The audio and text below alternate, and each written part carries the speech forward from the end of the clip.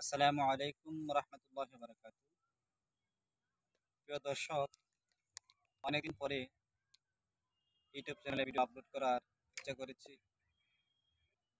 কিছু কারণবশত video upload করতে পারি নাই, কিন্তু দেখা যাচ্ছে ইদানিং কিছু মানুষ পুকুরিতে ব্ল্যাক ম্যাজিকে ঋণগ্রস্ত হয়ে অত্যন্ত কষ্ট করতেছে।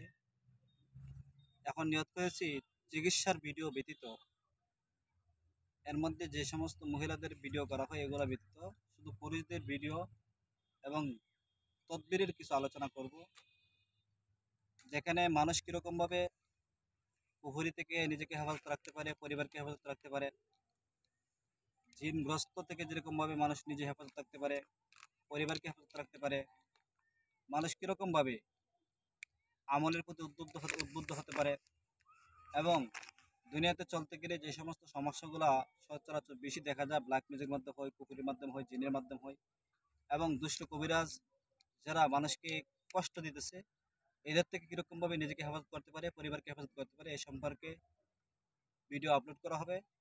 সবাই পাশে থাকবেন, দোয়া করবেন। আল্লাহ তাআলা সকলকে কিছু শিকার তৌফিক দান করেন। আসসালামু আলাইকুম ওয়া রাহমাতুল্লাহি ওয়া বারাকাতুহু।